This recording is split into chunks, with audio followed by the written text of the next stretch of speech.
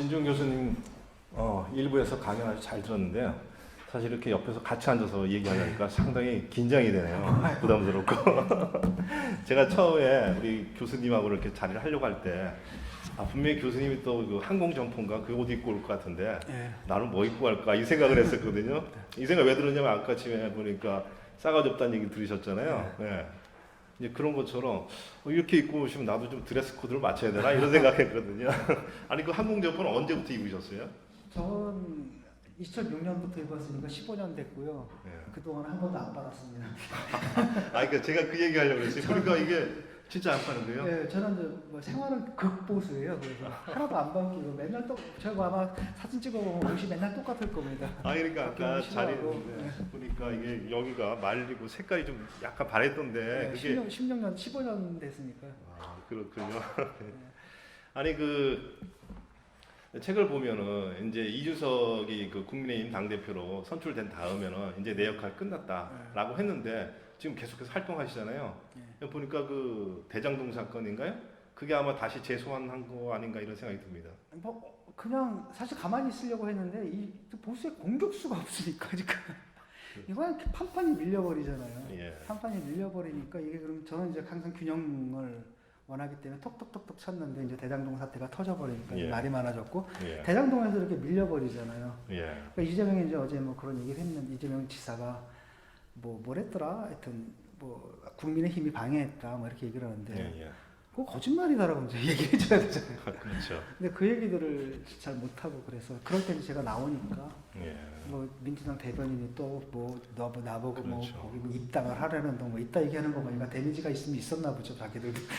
아니 그러니까 지금 이준석 당대표가 이제 당대표에서 역할을 하면 이제 좋았는데 좀 역할이 아직 좀 미진하다 생각하셔가지고 또 하시는 건데 뭐 이왕 이렇게 된 거 국민의힘으로 입당하시는 것도 괜찮을 것 같아요. 아니요 저는 뭐 그 상황하고는 전혀 상관없고 저는 원래 그냥 심장이 왼쪽에 뛰기 때문에 저는 진보입니다. 민주당도 저는 뭐 민주당도 한 번도 찍어본 적 없어요. 그러세요?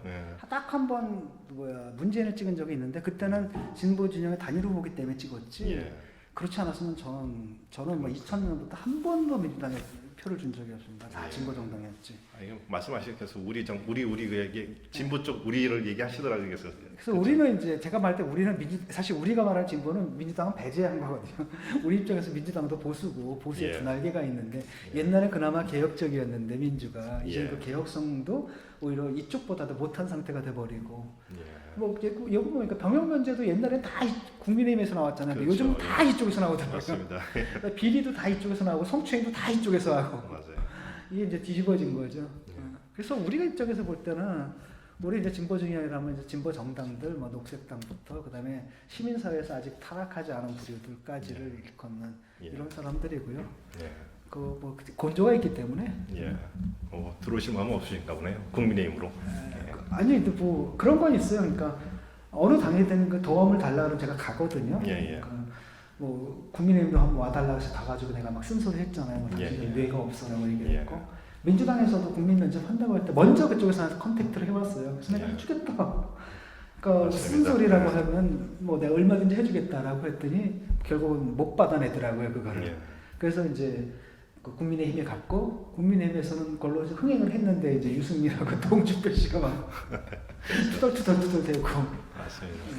그랬던 거고 저는 그냥 그러니까 쉽게 말하면은 먹물로서 나의 시각들, 나의 의견들, 견해를 듣고 싶어 한다면 그 누구라도 그래서 모든 캠프 쉽게 말하면 원희룡하고도 대담을 했고 홍준표랑 대담을 했고 유승민 씨는 출정식에 가가지고도 그것도 했고 윤석열 씨도 만나서 개인적으로 한번 얘기한 적도 있고 그렇습니다. 안 가려요.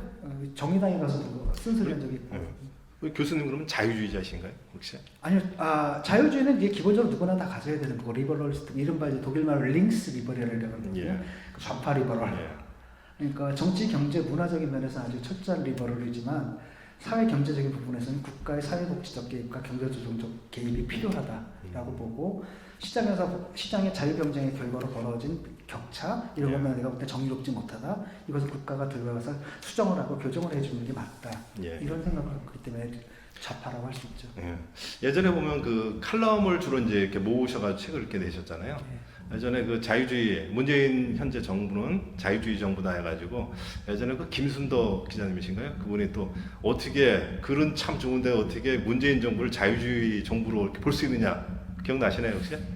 아 김순덕 씨요? 예, 예, 종합 김순덕. 그분은 예. 좀 약간 아스트랄하시네요. 그러니까 그분은 좀 아스트랄해서 굳이 말 섞고 싶지 않고요. 아, 그래서 얘기가 좀 아무로 통해야 발언- 되는데 예, 예. 그러니까 그분이 사고 방식이나 세계 방식이라는 게 이거 학적 관점에서 볼 때는 좀 엉터리거든요. 아 그러신가요?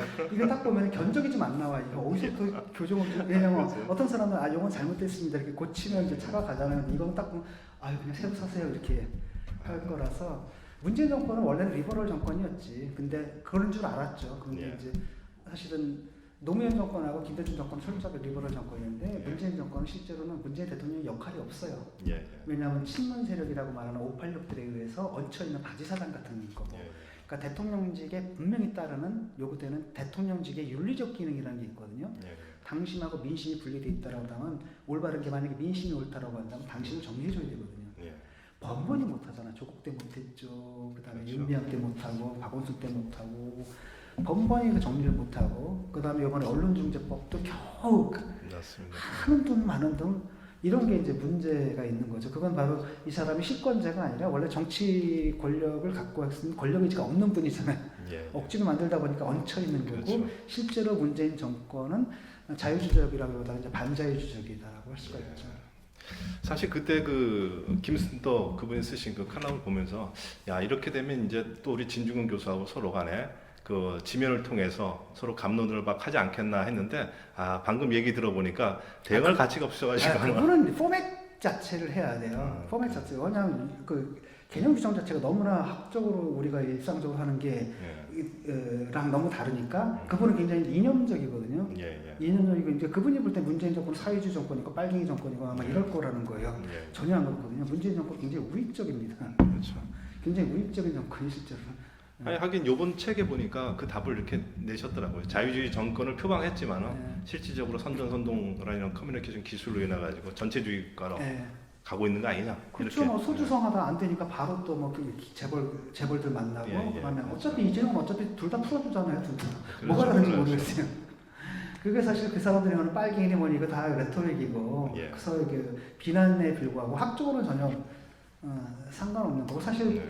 한 저쪽이나 국민의힘 정권이나 이쪽 정권이나 경제 정책이든 여러 면에서 사실 시권은 큰 차이 없어요.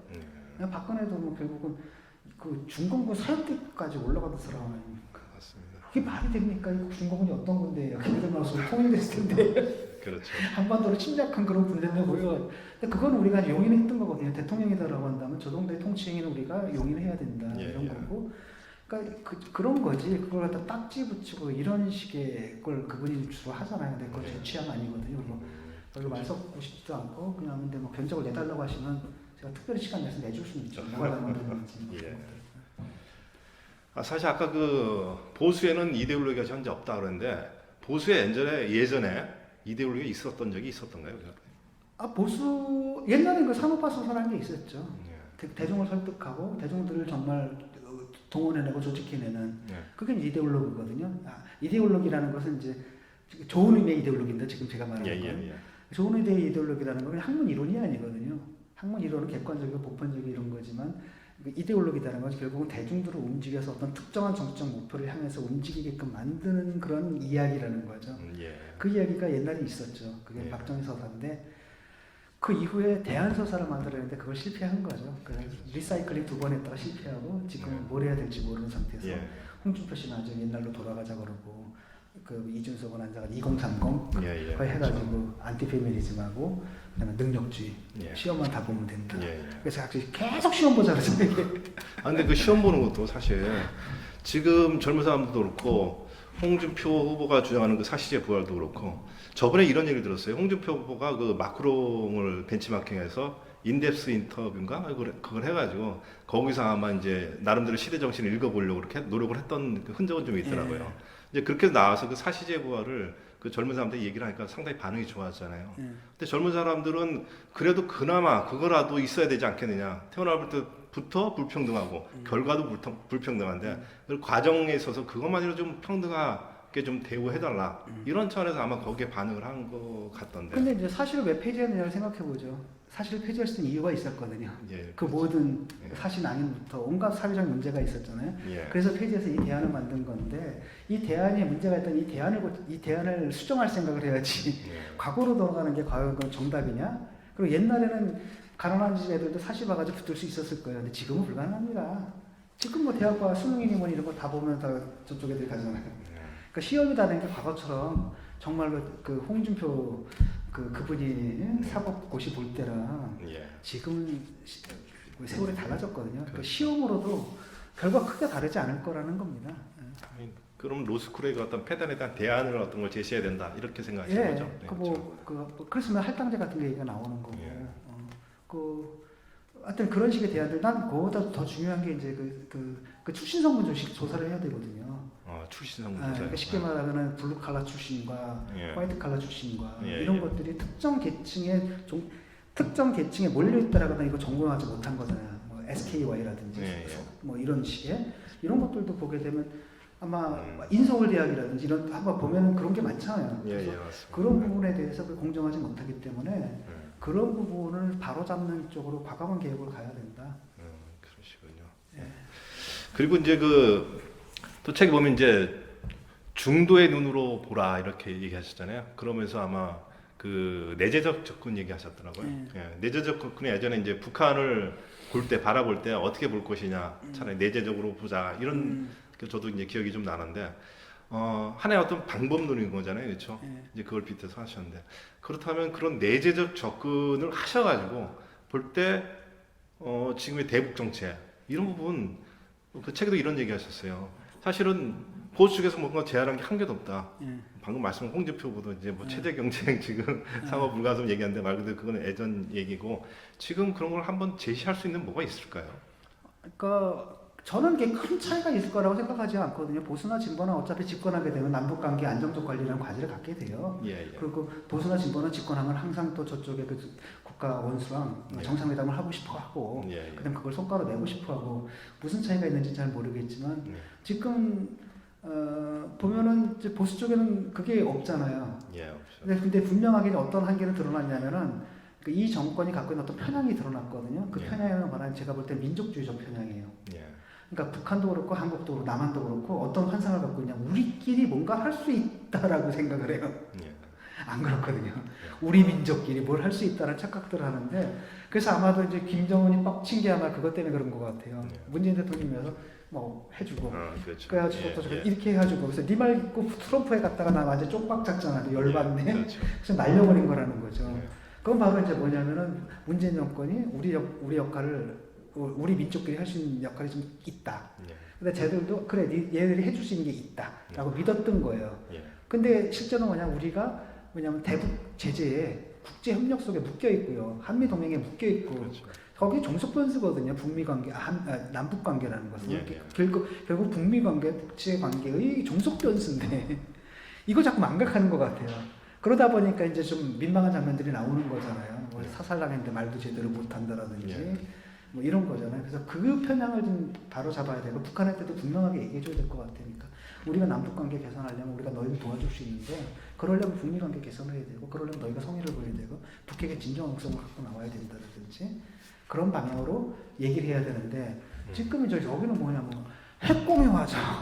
그럼 한 번도 비핵화 포기하자는 거예요. 근데 지금 북한에 떳떳하게 말을 못하는 이유 중에 하나가 저쪽은 핵이 있고 우리는 없으니까 그래서 같이 우리도 핵 무장하고 우리도 떳떳하게 얘기하자. 지금 이런 논리로 얘기하잖아요. 그러니까 보수에서는. 그게 이제 보수가 망하는 게 그런 거라는 거죠. 그런데 지금 비핵화가 안 되는 한에서는 할 수 있는 게 별로 없지 않습니까?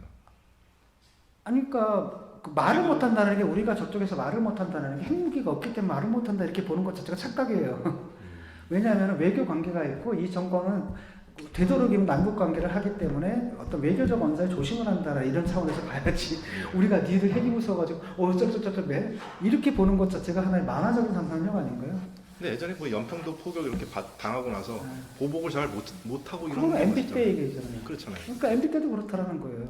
예. MB 때도 왜냐하면 그 보복을 하는 순간에 결국 뭐냐 전쟁이 되는 거고 그렇죠. 북한은 큰 피해를 못 입어도 예. 국지전이 일어나도 예. 우리는 경제적으로 엄청나게 신인도가 보고. 그렇죠. 그러니까 공군기 띄워가지고 폭격을 하면 되는데 그걸 예, 못했던 거 아니에요. 못하잖아요. MP가 예. 못하겠단 말이죠. 예.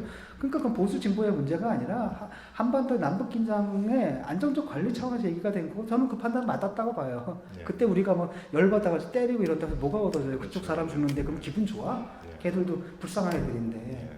나는 그래서 그런 식의 보수주의자들의 생각이 많아갔다는 겁니다. 핵심적인 건 뭐냐면 우리가 핵공유를 하겠다라는 것은 저희들의 핵보유국을 인정한다는 얘기잖아요. 예. 그러니까 한반도 비핵화의 원칙을 포기하는 거예요. 목표를 포기하고 인척하고요. 그럼 북한과의 대화가 그때부터 뭐가 되냐면은 비핵화 대화가 아니에요. 핵군축 협상이 되는 거지. 북한이 뭐 원하고 실제로 북한은 그런 태세로 나오고 있거든 지금 우리한테. 우리는 핵 이미 보유했어. 그 다음에 여석에서 핵군축 협상하자는 거 이쪽은. 그리고 우리는 뭐냐 비핵화 협상하자라는 거고. 예. 근데 그걸 받아버리면 북한 좋은 일 시켜주는 거거든요. 근데 그러니까 바보 같은 짓만 하는 거죠 지금. 예. 어떻게 보면 그 보수 쪽에서도 그 핵 무장을 진짜 하겠다는 것보다도 핵 무장을 하나의 카드로서 협상 카드로서 이렇게 쓰려고 한다는 얘기도 들었던 것 같은데. 근데 그게 어차피 큰 문제가 없거든요. 어차피 우리나라 여기가 뭐랄까 어차피 핵이 들어온다면 우리가 마음대로 쏠 수 있는 거 아니잖아요. 네. 열쇠가 두 개이기 때문에 미국이 허락해야지 날릴 수 있는 거고. 그렇죠. 그렇다면 지금은 우리는 뭐냐면 핵 개발을 표기한 대신에 우리가 미국이 보장해주는 핵 우산 안에 들어와 있거든요. 예. 예. 북한이 핵 공격하면 미군이 대신 공격해주고 예. 밤에서 때리면 뭐 5분 안에 들어와가지고 5분이나 10분 안에 그냥 때려주는데 이거 꼭 한반도에 둘 필요가 뭐 있냐. 또 한반도에 둘 경우에는 핵전쟁이 났을 때 제2차 타격이 바로 핵 시설이잖아요. 예. 핵을 갖고 있는데 근데 중국이 공격할 때 우리가 그냥 당하는 거거든요. 근데 그 얘기하면 지금 ICBM이나 SLBM 이렇게 쏴서 결국 미국의 그 핵 확장 억제를 말 그대로 핵 우산을 접어버릴 수가 있잖아요. ICBM으로 바로 타격할 테니까 니들 북한이 그 남쪽을 이렇게 아니 위에서 핵우산을 가해도 포기할 수 있다라고 하면 그렇다면 만약에 미국이 핵우산을 갖다 안 준다라고 하면 우리가 할 수 있는 건 바로 우리는 그때는 핵 개발한다라고 하면 그때는 좀 나가는 늦는다 거죠. 이렇게 생각하지 않는 거예요? 아이고 핵은 예. 그건 그 대학원생 정도의 IQ만 있으면 만들 수 있는 거고 그렇게 복잡한 기술 아니거든 핵무기가. 예. 플루토늄이니 이런 게 문제지. 그리고 지금 이런 얘기를 하셨더라. 아까 이제 결국 이번 정권은 이제 민주당 정권이 도덕적 헤게모니를 상실하는 이런 정권이기 때문에 최초의 이제 선거가 될 것 같으니까 그렇다면 이제 그 국민의힘 후보가 당선이 돼야 되잖아요, 그렇죠? 뭐 저는 바라진 않지만 뭐 대안은 없으니까 그냥 당선이 되는 것 자체를 제가 반대하진 않는다. 예, 아까 말씀하신 용인은 하시겠다는 얘기 하셨잖아요. 그러면은 우리 교수님은 가끔 이렇게 그 언론을 통해서 들으면은 그 윤석열 후보가 되는 거를 기정사실화하고 홍준표가 만약에 윤석열이 아니라 홍준표가 된다면 어떻게 하시겠어요? 아니 그러니까 근데 저는 기정사실하지는 않고요. 현재로서 볼 때는 그분이 될 확률이 크다. 이 정도 얘기를 한 거거든요. 아니 그러니까 항상 예측을 시켜요. 예. 그 무슨 사람들한테 저는 이제 돗자리 까는 거 싫어하거든요. 앞으로 그렇죠. 어떤 일이 벌어질지 모르는데 자꾸 예언을 해서 어떻게 보십니까? 그래서 그쪽이 될 가능성이 크지 않나요? 그럼 진중권 뭐 이렇게 같이 나가서 내가 예언한 것처럼 얘기를 해버리거든요. 그러니까 여러 가지 상황을 볼 때 홍준표 후보가 많이 따라왔지만 그 안에 역선택도 끼어 있고 보수층의 분위기를 보거나 그 다음에 경선의 그 룰을 볼 때 뒤집기는 어려울 것 같다. 윤석열 후보가 될 확률이 크다라 정도의 얘기거든요. 근데 그걸 꼭 돼야 된다는 얘기도 아니고. 예. 아니 그러니까 좀 짓궂은 질문이지만 예컨대 가정적으로 홍준표 후보가 국민의힘 후보가 됐다. 그러면은 이쪽에서는 다 아마 뭐 저야 어차피 딴 데 줄 생각이었는데 그것도 좀 이상해졌죠. 심상정 주려고 했는데 심상정도 이상한 얘기 해가지고 그래서 실제로 완전히 제가 지금 뭐가 되면 진짜 부동표가 돼버렸어요. 아 그러신가요? 그전에. 근데 지금 주위에서 제가 보니까 예를 들어서 윤석열 후보에 호감을 갖고 있는 분들 있잖아요. 예. 이런 분들이 만약에 홍준표가 된다고 하면 별로 안 가고 절대로. 왜냐하면 뭐 소수일지 모르지만은 이 사람들이 굉장히 중요한 게 뭐냐면 그 여론 주도층이거든요. 예. 여론 주도층인데 이 사람들이 굉장히 민감해요. 민감하고 많은 사람들이 이제 그 사람들 의견을 좀 따라가는 그런 사람들이 좀 있잖아요. 예. 그래서 홍준표가 된다고 하면 투표 포기하겠다 이렇게 되거든요. 아니면 심지어 저 같은 경우 차라리 나는 차라리 이재명을 찍지. 사형제가 부활하는 꼴은 못 보지. 그렇게 생각하시는. 홍준표 후보가 되면 이재명을 찍겠다는 얘기시네요. 아니 그럴 사람들도 있을 거라는 거죠. 왜냐하면 네. 이거는 그냥 너무 반동적이잖아요. 예. 반동적이기 때문에 그분들은 이제 뭐 보수층에서는 굉장히 인기가 있을지 몰라도 적어도 중도층에서는 윤석열만큼 이렇게 확장성은 없다. 그 윤석열도 지금 많이 떨어져 있는 상태이긴 하지만 왜냐하면 사람들 그렇게 얘기를 하더라고요. 아씨 아니다 싶어서 그냥 그래도 막 있다가 아유 그래 어쩌냐 찍어줘야지라고 또 말 한마디 해가지고 그다음에 또 돌아가면 또 찍어줘야지 하면 또 말 한마디 하고 그렇죠. 또 하다가 요번에 왕따 딱 나오니까 사람들이 요번에 굉장히 크게 예, 이거 크게 뒷박침이라고 그러나요? 그렇죠. 그렇게 됐다는 예. 거예요. 이거 뭐냐라고 굉장히 화가 났더라고요. 또 이제 시간이 지나면 또 기울겠지. 그때쯤 또 한마디 하고 지금 이런 상태거든요. 예. 근데 그래도 찍어준 사람이 있는데 예. 그 사람들이 이제 홍준표가 된다. 아 이거는 저도 이제 답합본 적이 있고 리본을 본 적이 있는데 이건 아니지. 사실 제가 이제 그 보수를 말하다 책을 읽었을 때 쭉 읽고 나서 아마 다른 어떤 그 책보다도 보수의 그때뿐만 지금도 똑같죠. 보수를 잘 분석하셨고 나름대로 대책을 이렇게 제시하셨는데 그게 다 총론적이었다 이런 생각이 좀 들어요. 그래서 아까 이제 우스갯소리로 국민의힘 보수당에 들어오셔가지고 아마 그 총론적인 것을 강론까지 만들어내시면은 저도 낫지 않을까 이런 생각도 한번 해보는데. 좀 더 그 보수의 미래에 대해서 나름대로 한 그 조언이랄까요? 좀 더 좀 디테일, 좀 더 구체적인 이런 것들 잘 모르겠어요. 저도 그 책을 쓸 때 이미 그렇게 아마도 제가 얘기를 했을 겁니다. 예. 내가 그 진영에 속했으면 더 많은 예, 것을 맞습니다. 알고 훨씬 더 예. 잘 썼을 텐데 그런 아쉬움이 남는다. 예.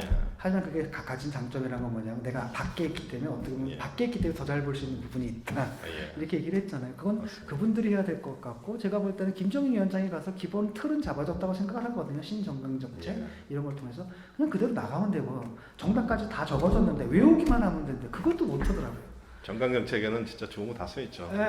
근데 그 실천이 안 정도의 그게 이제 뭐가 돼야 되냐 입법으로 뒷받침돼야 되거든요. 그런 네. 것을 그냥 정강정책의 문의만 아니라 우리가 이렇게 가겠다라는 것은 결국 입법으로 보여줄 수밖에 예, 없잖아요. 그렇죠. 그러면 예. 초선이라든지 재선이라든지 이런 데 네. 입법으로 입법해야 되는데 이 사람들은 뭐라고 하냐면 중요한 건 우리가 좀 변했다는 모습을 문의를 좀 보여주고 싶어. 예. 그러니까 이게 체화가 하나도 안 되니까 지금 뻘소리들이 막 나오는 거죠. 네. 그래서 솔직히 말하면 민주당하고 지금 이 사람들 대선 후보 토론을 보게 되면 민주당부터 질이 떨어지잖아요. 그렇죠? 예, 그렇죠. 4강 정도 되니까 좀 아유 그전에는 막 형편없거든. 그냥 면접을 갔는데 한숨이 푹푹 나오더라고. 이 사람들 대체 뭐 하구나.